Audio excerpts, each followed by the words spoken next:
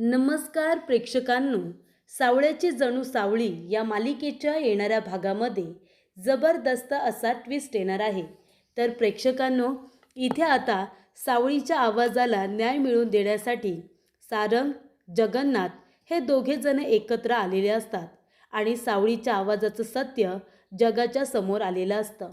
खरी गायिका तारा नसून सावळी आहे हे आता जगासमोर आणून भैरवीला तोंडावरती पाडायचं हा प्लॅन जगन्नाथ आणि सुमंत वजे यांनी सुद्धा केलेला असतो.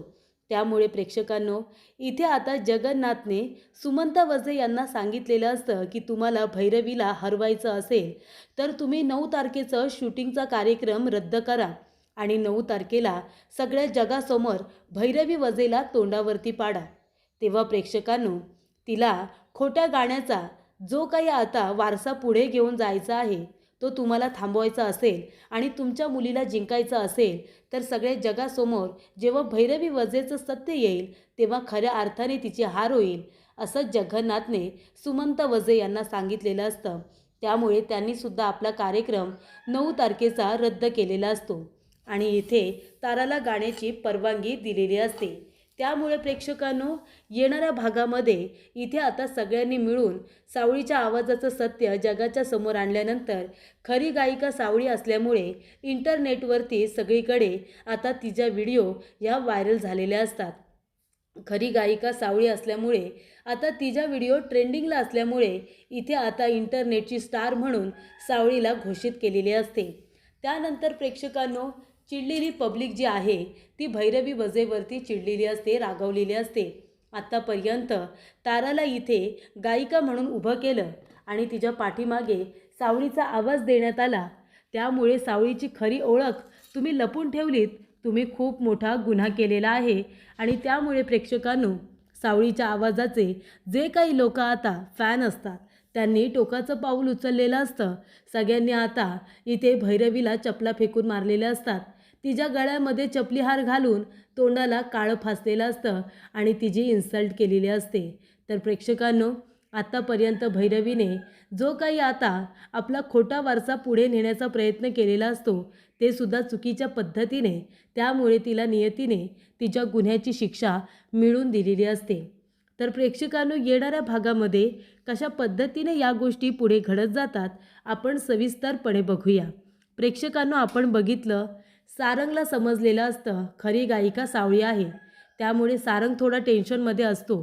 सावळी जर एवढी मोठी गायिका आहे तर मग तिने तिच्या इतकं सुंदर आवाजाचं सत्य आमच्या सगळ्यांपासून का बरं लपून ठेवलं?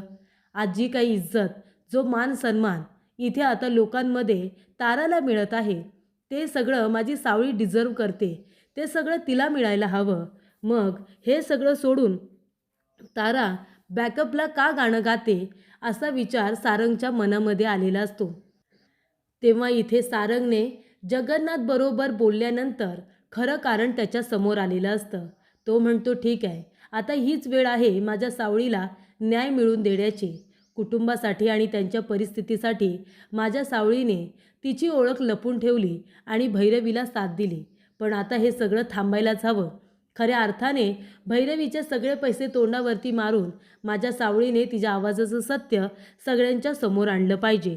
आणि तेव्हाच प्रेक्षकांनो, इथे आता सावळी जेव्हा मागच्या बाजूला गाणं गात असते आणि तारा उभं राहून समोर गाणं गात असते, म्हणजे तोंड हलवत असते, तेव्हा इथे चंद्रकांत काका, सारंग, त्याचबरोबर जगन्नाथ आणि सुमंत वजे सगळेजण एकत्र आलेले असतात भैरवीला इथे खाली पाडण्यासाठी, तिचा खोटारडेपणा सगळ्यांच्या समोर आणण्यासाठी.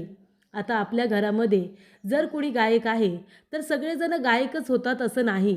कारण का, तर काहींचा आवाज त्या पद्धतीचा बनत नाही, तर काहींना सुरातालाची इतकी समज येत नाही.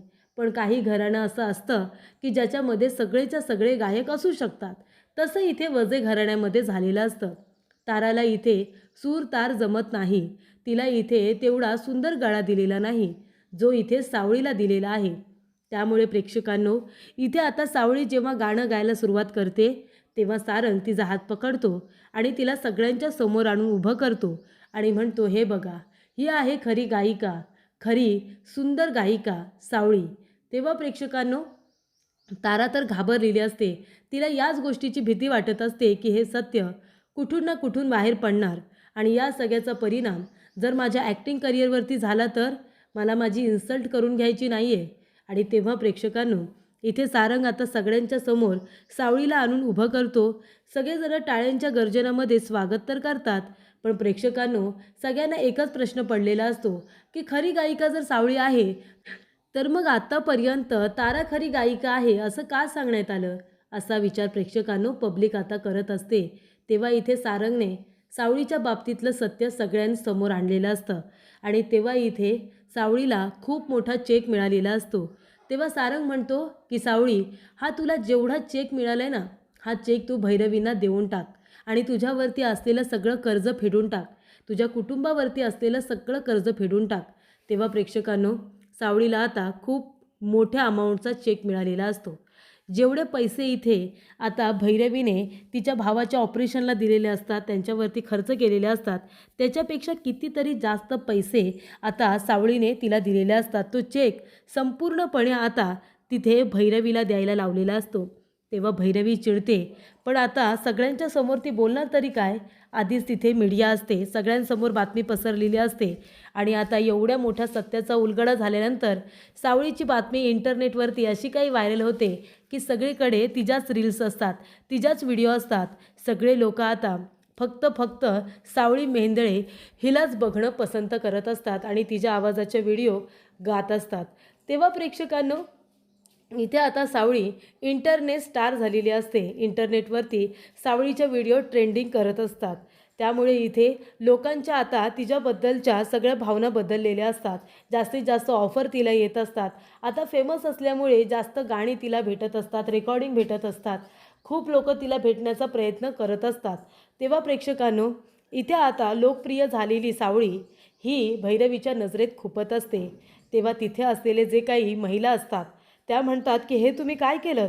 एका मुलीला दाबून ठेवण्याचा प्रयत्न केलात, तिच्या आवाजाचा तुमच्या स्वार्थासाठी वापर करून घेतलात. हे अजिबात खपून घेतलं जाणार नाही. आणि त्यामुळे प्रेक्षकांनो, इथे आता सावळी ही म्हणत असते की जाऊ द्या, त्यांना काही बोलू नका. त्यावेळीची परिस्थिती तशी होती, सिच्युएशन तशी होती. पण नाही प्रेक्षकांनो, आता जे काही आता 1 कोटी रुपये मिळालेले असतात ना, सगळेच्या सगळे सावळीने भैरवीला दिलेले असतात आणि भैरवी तो चेक घेते. तेव्हा त्या महिला म्हणतात की बघितलंस, तिने तुला पैसेसुद्धा देऊन टाकले, आतासुद्धा ती तुझा मान ठेवते, पण आम्ही ते सहन करणार नाही. आणि म्हणूनच प्रेक्षकांनो, त्या महिलांनी आता इथे भैरवीच्या तोंडाला काळं फासलेलं असतं आणि तिच्या गळ्यामध्ये चपलींचा हार घातलेला असतो आणि सांगितलेलं असतं की तुम्ही तुमच्या इथे आता आलिशान बंगल्यामध्ये राहण्यासाठी, चांगलं आयुष्य जगण्यासाठी आणि त्याचबरोबर वजे घराण्याचं संगीताचा वारसा पुढे चालूच आहे असं तुम्हाला इथे बिंबवण्यासाठी खोटं नाटक करायची काही गरज नव्हती. ज्या आवाजामध्ये सावळी गाते त्या आवाजाला सुद्धा तुम्ही पुढे घेऊन जाऊ शकला असतात. नाव तर तुमचंच मोठं झालं असतं की सावळी तुमची शिष्य आहे म्हणून म्हणून तुमचंच इथे खानदान पुढे गेलं असतं ना. तेव्हा प्रेक्षकांनो, पद्धती आता वेगळ्यासुद्धा तुम्ही वापरू शकता इथे फेमस होण्यासाठी किंवा संगीताचा वारसा पुढे घेऊन जाण्यासाठी. सावळीने प्रत्येक वेळेला जिथे जिथे गाणं गायलं असतं तिथे तिथे तुमच्या घराण्याचं नाव घेतलं असतं. तुमचं आता एक शिक्षक म्हणून किंवा गुरु म्हणून तुमचंच नाव घेतलं असतं असं आता त्या महिला म्हणतात आणि सगळ्यांच्या समोर भैरवीच्या गळ्यामध्ये चपलांचा हार घालतात.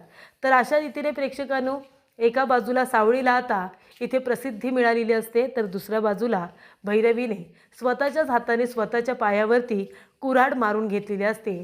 जे काही तिचं नाव रुतबा असतो, स्वतःच्या चुकीमुळे तिने अगदी मातीमोल करून टाकलेला असतो.